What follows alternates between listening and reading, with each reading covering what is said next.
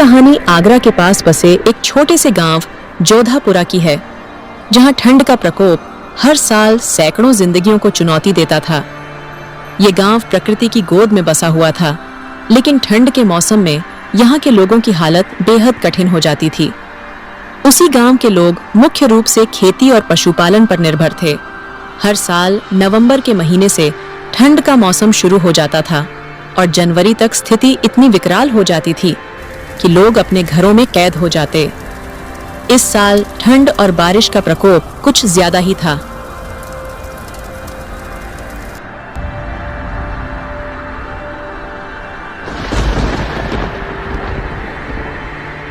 उसी गांव में एक रघु नाम का गरीब किसान रहता था। रघु के पास जीवन व्यापन के लिए एक छोटी सी झोंपड़ी और कुछ बकरियां थीं। ठंड का मौसम आते ही उसकी समस्याएं बढ़ जाती थीं। इस बार की ठंड के साथ साथ बारिश ने सारी सीमाएं लांघ दी थीं। गांव में बर्फ गिर रही थी और तेज ठंडी हवाओं ने लोगों का जीना मुश्किल कर दिया था। रघु के परिवार में उसकी पत्नी सीता और दो छोटे बच्चे मोहन और गुड़िया थे। सीता बीमारी से कमजोर थी और बच्चे ठंड से कांप रहे थे। उनके पास पहनने के लिए पर्याप्त गर्म कपड़े नहीं थे। रघु के पास केवल एक फटी हुई चादर थी, जो किसी तरह पूरे परिवार को ढकने की कोशिश करते थे, लेकिन ठंड इतनी ज्यादा थी कि यह काफी नहीं थे।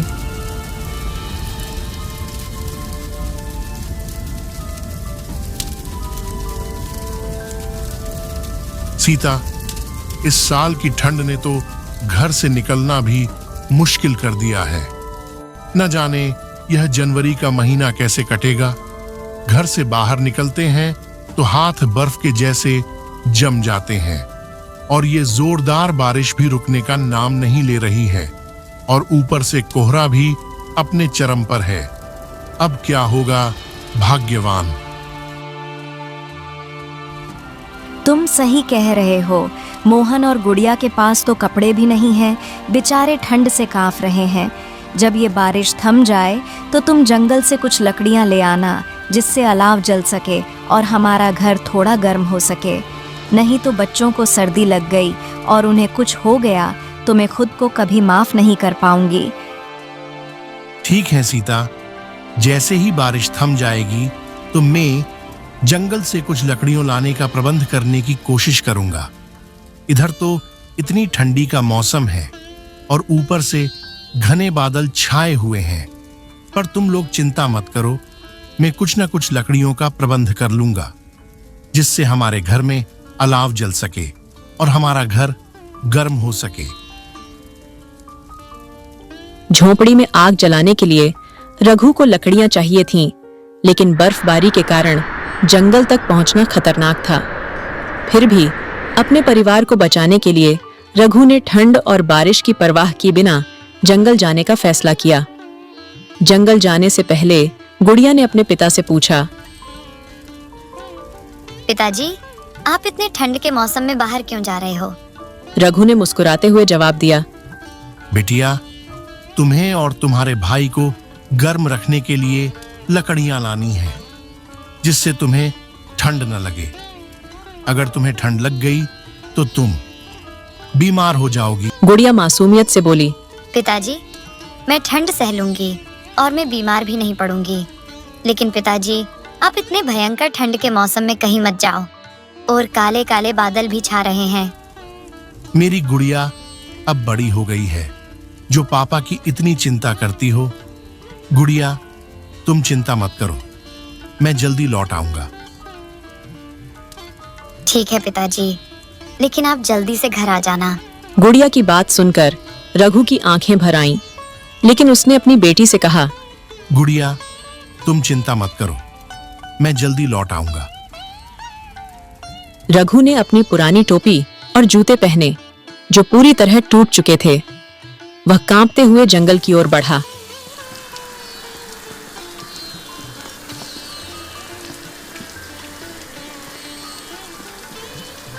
रघु ने हर कदम के साथ खुद को और मजबूत किया। उसकी पुरानी टोपी से ठंडी हवा भीतर आ रही थी और जूते पूरी तरह से भीग चुके थे, लेकिन वह रुका नहीं। सूखी लकड़ियां ढूंढने का उसका प्रयास लगातार जारी रहा। है ऊपर वाले, यह मेरी कैसी परीक्षा ले रहे हो? सुबह से जंगल में घूम रहा हूं, पर एक भी लकड़ी का टुकड़ा नहीं मिला। ऊपर से ये ठंड और बारिश अपना कहर उठा रही है। अगर मुझे लकड़ी नहीं मिली तो मेरे घर में अलाव कैसे जलाऊंगा? घर पर मेरे बीवी बच्चे ठंड से कहां पर रहे होंगे? जंगल के एक कोने में उसे कुछ मोटी शाखाएं दिखीं, जो पानी से थोड़ी सुरक्षित थीं। रघु ने जल्दी से उन्हें इकट्ठा किया और अपनी गठरी में बांधने लगा। उसके हाथ ठंड के कारण कांप रहे थे। हे प्रभु, आपका कोटि कोटि धन्यवाद जो आपने मेरी सुन ली। अब मैं यह लकड़ियां ले जाकर के अपने घर में अलाव जलाऊंगा। लकड़ियां इकट्ठा करने के बाद रघु ने अपनी गठरी को कंधे पर रखा और वापस घर की ओर चल पड़ा। रास्ता और भी कठिन हो गया था, लेकिन रघु के मन में उम्मीद की गर्माहट थी। उसे पता था कि उसके प्रयास से आज घर में आग जलेगी और परिवार के चेहरों पर मुस्कान आएगी। रघु ने लकड़ियों का गट्ठर कसकर बांधा और ठिठुरते कदमों से घर की ओर चल पड़ा। जंगल की ठंड हवा अब और तेज हो गई थी। हर झोंका उसके चेहरे पर बर्फ की सुइयों जैसा चुभता, लेकिन उसके दिल में अपने परिवार का ख्याल एक जलती हुई लौ की तरह उसे आगे बढ़ा रहा था। रास्ते में उसे कई बार लगा कि शायद वह यह भार लेकर घर तक नहीं पहुंच पाएगा। उसके घिसे हुए जूतों में बर्फ भर चुकी थी और उंगलियां इतनी सुन्न हो गई थीं कि लकड़ियों को कसकर पकड़ पाना मुश्किल हो रहा था। लेकिन रघु हर बार गिरने के बाद उठ खड़ा होता। जंगल से बाहर निकलते ही उसकी सांसें थोड़ी तेज हो गईं। उसे सामने दूर गांव की झोपड़ियां दिखने लगीं, जहां उसका घर था। बर्फीली जमीन पर चलना मुश्किल हो रहा था, लेकिन हर कदम के साथ उसका हौसला बढ़ता गया। जब वह घर के पास पहुंचा तो उसने देखा कि उसकी पत्नी सीता दरवाजे पर खड़ी होकर उसकी राह देख रही थी। उसकी आंखों में चिंता साफ झलक रही थी। जैसे ही रघु ने दरवाजे पर कदम रखा, सीता दौड़कर उसके पास आई और उसका गट्ठर उतारने में मदद की।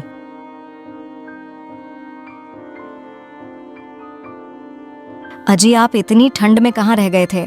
हमें आपकी कितनी चिंता हो रही थी। इधर तो बारिश और ठंड ने अपना कहर मचा कर रखा है और आपको इतनी देर हो गई। कहीं आपको सर्दी लग जाती तो हमारा क्या होता? अरे भाग्यवान, तुम परेशान क्यों हो रही हो?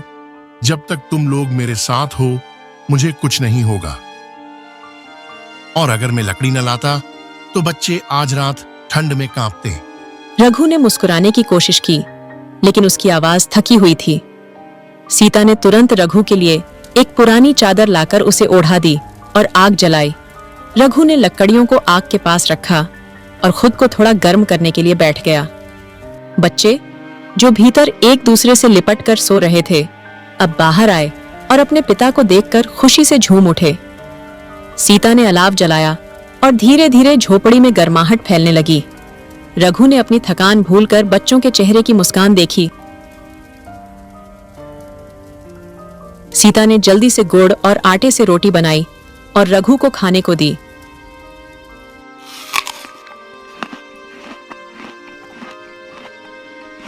रघु ने खाना खाया, फिर उसने एक गहरी सांस ली और अपनी थकी हुई आंखें बंद कीं। ठंड के उस भयानक दिन में वह जानता था कि उसकी मेहनत और हिम्मत ने उसके परिवार को बचा लिया था। बाहर बर्फ गिर रही थी, लेकिन भीतर झोपड़ी में अब सिर्फ प्यार और गर्माहट का माहौल था। रघु के लिए यह कोई साधारण दिन नहीं था। यह उसके साहस और अपने परिवार के प्रति उसके अटूट समर्पण की कहानी थी।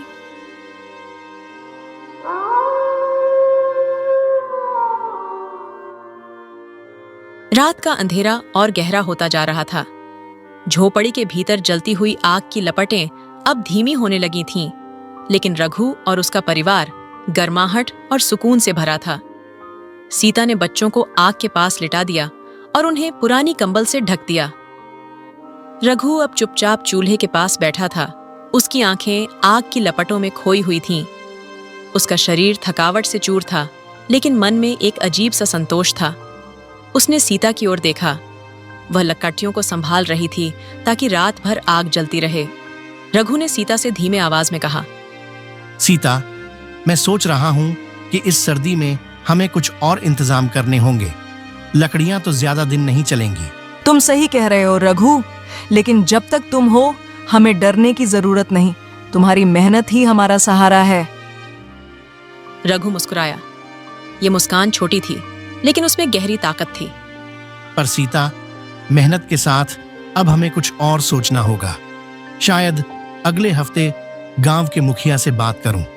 उन्होंने बताया था कि जंगल के बाहर एक बड़ा काम चल रहा है। अगर वहां काम मिल जाए तो कुछ पैसे इकट्ठे कर सकते हैं। सीता ने सहमति में सिर हिलाया और कहा, जो भी करो मैं तुम्हारे साथ हूँ, लेकिन ध्यान रखना इतनी ठंड में ज्यादा देर तक बाहर रहना ठीक नहीं। रघु ने सीता को आश्वासन दिया। मैं संभाल लूंगा। तुम्हें और बच्चों को देखकर मेरी हिम्मत बढ़ जाती है। उस रात जब सब सो रहे थे, रघु देर तक जागता रहा। उसकी आंखों में अपने परिवार के बेहतर भविष्य का सपना तैर रहा था। वह जानता था कि उसे अब और ज्यादा मेहनत करनी होगी।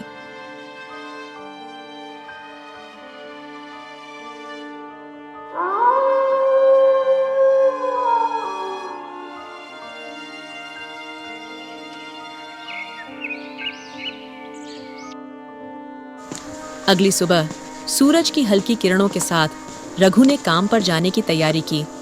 उसने अपनी टॉपी और जूतों को पहन लिया ताकि वह ठंड से बच सके। इस बार वह गांव के मुखिया के पास गया और उनसे काम के बारे में पूछा।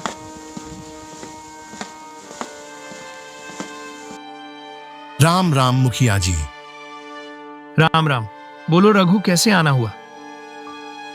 मुखिया जी, मैं आपके पास काम करने के लिए आया हूँ। जंगल के पास में जो काम चल रहा है, अगर आप मुझे वहां काम दे देते तो अच्छा होता। हाँ रघु, काम तो मिल जाएगा, पर इतनी तेज ठंडी में तुम काम कर सकते हो? अगर कर सकते हो तो कल से काम पर आ जाना। मुखिया ने उसे बताया कि जंगल के पार एक निर्माण स्थल पर मजदूरों की जरूरत है। हालांकि काम मुश्किल था, लेकिन रघु के लिए यह एक मौका था। रघु ने बिना झिझके जवाब दिया। हाँ मुखिया जी, मैं कर लूंगा। आपका बहुत बहुत धन्यवाद मुखिया जी, जो आपने मुझे काम दिया। मैं कल से काम पर आ जाऊंगा। मुखिया ने उसे अगले दिन से काम पर आने को कहा।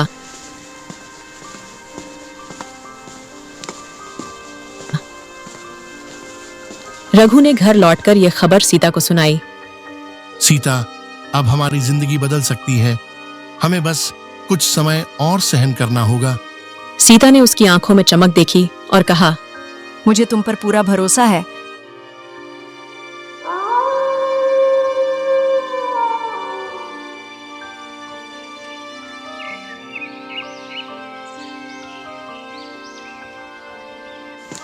अगले दिन रघु काम के लिए निकल जाता है।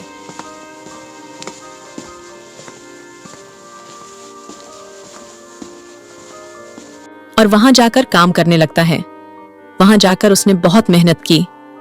उस दिन से रघु ने हर दिन निर्माण स्थल पर काम करना शुरू किया। वहां की कठिनाइयां, ठंड और थकावट के बावजूद वह कभी पीछे नहीं हटा। धीरे धीरे उसकी मेहनत रंग लाई। उसे रोजाना मजदूरी मिलने लगी और कुछ ही महीनों में उसने इतना पैसा जोड़ लिया कि परिवार के लिए अच्छे कपड़े, खाना और नए जूते खरीद सके। सर्दियां अब ढलने लगी थीं, लेकिन रघु के जीवन में जो गर्माहट आई थी, वह उसकी मेहनत और अपने परिवार के प्रति उसके प्यार का नतीजा थी।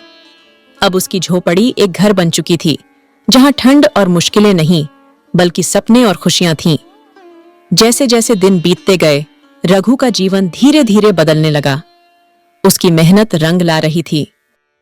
निर्माण स्थल पर उसका नाम एक मेहनती और ईमानदार मजदूर के रूप में होने लगा था। ठंड का मौसम अब खत्म हो रहा था और गांव में बहार का मौसम दस्तक दे रहा था। एक दिन निर्माण स्थल पर काम के दौरान ठेकेदार ने रघु को बुलाया। रघु, तुम्हारी मेहनत देखकर मैं बहुत खुश हूं। मुझे तुम जैसे भरोसेमंद आदमी की जरूरत है। अगर तुम चाहो तो मैं तुम्हें स्थायी नौकरी दे सकता हूं। इससे तुम्हारी आमदनी भी बढ़ेगी। अरे मालिक, जैसा आप कहो। ये तो मेरी किस्मत है जो आपने मुझे इस काबिल समझा। रघु की आंखों में खुशी के आंसू आ गए। उसने तुरंत ठेकेदार का धन्यवाद किया और यह प्रस्ताव स्वीकार कर लिया। अब उसे यह पता था कि उसका परिवार सुरक्षित है।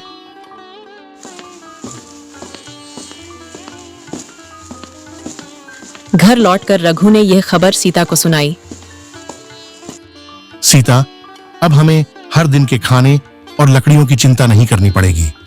मैं रोज काम करूंगा और हमारे पास बचत भी होगी। सीता ने खुशी से उसे गले लगा लिया। रघु, तुम्हारी मेहनत ने हमारी जिंदगी बदल दी। मैं जानती थी कि तुम कभी हार नहीं मानोगे। रघु ने धीरे धीरे अपने घर की हालत सुधारनी शुरू की। सबसे पहले उसने बच्चों के लिए नए कपड़े और किताबें खरीदी। उसका सपना था कि उसके बच्चे पढ़ लिख कर एक बेहतर जीवन जिएं। मोहन और उसकी छोटी बहन गुड़िया अब स्कूल जाने लगे। एक दिन स्कूल से लौटते वक्त मोहन ने रघु से पूछा, बाबा, क्या मैं बड़ा होकर आपकी तरह मेहनत करूंगा? रघु ने मुस्कुराते हुए जवाब दिया, नहीं बेटा, तुम मेरी तरह मेहनत नहीं करोगे। तुम पढ़ लिख कर बड़े आदमी बनोगे। मेहनत करना जरूरी है, लेकिन मैं चाहता हूं कि तुम्हारी मेहनत का फल और भी बड़ा हो। मोहन ने अपने पिता की बात को ध्यान से सुना और मन ही मन ठान लिया कि वह अपने पिता के सपने को जरूर पूरा करेगा। समय के साथ रघु ने अपनी झोपड़ी की मरम्मत करवाई और एक छोटी सी बकरी भी खरीदी, जिससे घर में दूध की कमी पूरी हो सके। उसकी झोपड़ी अब एक छोटी थी, लेकिन खुशहाल घर में बदल गई थी। गांव वाले, जो कभी रघु को गरीब और असहाय समझते थे, अब उसकी तारीफ करने से नहीं थकते। उसकी कहानी पूरे गांव के लिए प्रेरणा बन चुकी थी। एक दिन रघु ने सीता से कहा, हमने इतने मुश्किल दिन देखे हैं, लेकिन मुझे खुशी है कि हमने उन दिनों को हारने नहीं दिया। अब मैं चाहता हूं कि हमारे बच्चे ऐसे दिन कभी न देखें। सीता ने उसकी बात पर सिर हिलाया। तुम्हारी मेहनत और हमारा विश्वास ही हमारी ताकत है। ये घर अब सिर्फ एक छत नहीं, बल्कि हमारे सपनों की जमीन है। रघु की कहानी ने साबित कर दिया कि सच्ची मेहनत, हिम्मत और परिवार का साथ इंसान को किसी भी मुश्किल से निकाल सकता है।